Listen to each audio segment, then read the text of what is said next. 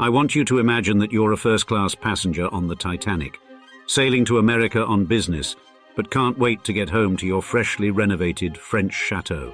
As the sea breeze hits your face, your mind is consumed by images of the grand estate nestled in the heart of Nievre, a painstaking labor of love. You've spent years transforming this majestic structure, painstakingly infusing it with the vibrancy of modernity, while maintaining a respectful reverence for its storied past. Your heart thrills at the thought of returning to the castle's splendid halls, each echoing tales of power, privilege, and architectural splendor from generations past. Its regal presence stands as a symbol of your family's prestige, the embodiment of your illustrious legacy, and the palpable manifestation of a powerful dynasty within the tapestry of French aristocracy.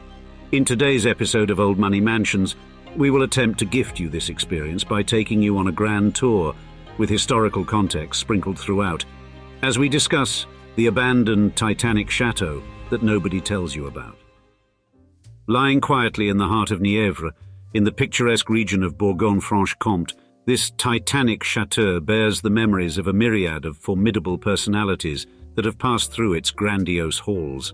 The narrative begins with a man shrouded in the cloak of history, simply called Robert in our research, an enigmatic figure whose legacy is deeply engraved into the roots of this regal property. Robert's life was but the inaugural chapter in an opulent novel that would traverse epochs, its pages filled with stories of power, privilege, and architectural splendor. You see, France during this era was governed by an elaborate social hierarchy, at the apex of which reigned the aristocracy. Inherited wealth and status were the rule of the day. Land, especially estates such as chateaux, were seen as more than mere residences. They were tangible manifestations of power, wealth, and social standing. They symbolized a dynasty's presence and stature within the fabric of French society. In the meticulously choreographed dance of dynastic alliances, Robert's lineage wove itself into the tapestry of French aristocracy. His bloodline mingled with blue-blooded nobility when a descendant was bound in matrimony to a high-ranking general in King Louis's army. This union cast the destiny of the castle into the realm of the French elite. In this world, where primogeniture was the accepted norm, the castle's ownership ebbed down the bloodline to their firstborn, Louis Henry. As was customary among the nobility, these grand residences were not simply lived in, they were enhanced and transformed to reflect the prestige and power of the residing family. Each successive generation was charged with the responsibility of adding to their legacy, and thus, the baton of ownership was passed on to another aristocrat called Armand in 1868. Imbued with the ambitions of his epoch, Armand sought to augment the castle's grandeur, echoing the architectural tastes and preferences of his aristocratic peers. The chateau, under his stewardship, was not just a residence, but a testament to his family's prestige, a physical embodiment of his lineage's illustrious legacy. A new chapter in the castle's tale opened when Norwegian businessman and jeweler Engelhard Cornelius Østby penned the deal to purchase this stunning relic in 1898. With the foresight of an experienced jeweler, Østby saw the shimmering potential hidden beneath the castle's time-worn facade and brought his family across the Atlantic to reside in the expansive property. Under Østby's visionary leadership, the castle experienced a rebirth, a transformation that undeniably carried the imprint of his majestic flair. His profound appreciation for Renaissance Revival-style architecture, a movement marked by grandeur, symmetry, and order, became the driving force behind the estate's restorations. Renaissance Revival architecture, a harking back to the opulence and grandiosity of the Italian Renaissance, was much sought after during the period. For a man like Østby, who navigated the highest social circles, it was an aesthetic that bore a direct connection to power, wealth, and refinement. Indeed, to own and reside in such a property was a testament to one's social standing. It was not just a matter of taste, it was a tangible embodiment of success. In choosing to renovate the castle in this style, Østby was aligning himself with the societal elite of the time, those who could afford such lavish displays of wealth and status. This was a time when architecture served not just a functional purpose, but also a symbolic one. Buildings were a physical manifestation of societal hierarchy. This sentiment was mirrored in the castle's stone facade, which bore the weight of both history and innovation. It was an exterior as commanding as it was beguiling, asserting the castle's prominence against the landscape. Simultaneously, it housed an interior that was as enthralling and grand. With each room exuding an air of elegance and sophistication, the castle was the perfect balance between historical reverence and modern vibrancy. Inside, a grand piano stood majestically, occupying pride of place within the chateau's ornate living room. This key artifact, a symbol of both culture and wealth, echoed the silent sonatas of yesteryears. It was but one among the array of artifacts that collectively bore testament to Østby's impeccable taste and the rich history of the castle. The architectural mastery extended to the layout of the castle, where a harmonious blend of public and private spaces conveyed a narrative of old-world charm and novel wonderment. From the main lobby, bathed in a golden hue, to the secret rooms that whispered tales of intrigue, every corner of the castle held a tale waiting to be discovered. The castle's unique features further accentuated its distinct charm, from the private chapel that served as a haven for prayer and contemplation, to the carefully preserved family crests that adorned its hallowed walls. The stained glass windows, their colours dancing with the rays of the sun, told vivid stories of faith and lineage. As we venture further, the chateau's tower, observing the surrounding landscape, unfolded panoramic views of the beautiful French countryside. The tower was furnished in a manner befitting its regality, with handcrafted furniture that paid homage to the castle's rich past and Østby's elegant taste.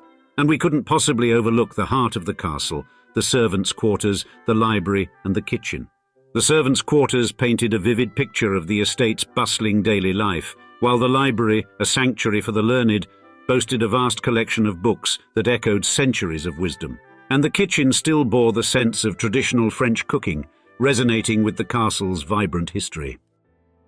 A chapter of the castle's story, steeped in both glory and tragedy, revolves around Østby's ill-fated journey aboard the RMS Titanic. With a reputation as the unsinkable ship, it was on this engineering marvel that Østby and his cherished daughter Helene set off for what they believed would be yet another memorable voyage. The unfolding disaster of that fatal night in 1912 is etched in the pages of history. The Titanic, thought to be a masterpiece of man's conquest over the sea, sunk to the depths of the frigid North Atlantic, taking with it over 1,500 souls. Among them was Engelhard Cornelius Østby, a titan of the jewelry industry, whose loss left a significant void not just in his family, but also in the industry he had significantly influenced. Helene, however, stood as a beacon of resilience in the face of this profound tragedy. Despite the icy clutches of despair and loss, she miraculously survived the calamitous event, carrying forward the legacy of her father. Later, in an equally extraordinary event, Østby's body was recovered from the ocean's icy grip, allowing for a dignified burial. The memory of Østby, as an influential figure in the jewelry world and a dedicated family man, lives on in the heart of the castle, his spirit immortalized in its grandeur and continuing legacy. In the aftermath of Engelhard Cornelius Østby's passing, the castle, this behemoth of heritage and prestige, found itself navigating the choppy waters of the late 20th century. No longer was its grandeur echoed in the footsteps of its owner. No longer did the masterful Østby charm breathe life into its many rooms. A silence, almost deafening, seemed to drape itself over the estate, as if mourning the loss of its cherished guardian. A brief glimmer of hope materialized when an Indonesian family took the reins of this majestic monument. Alas, their tenure at the helm was not marked by the same passion and dedication that had once defined the castle under the loving custodianship of Østby.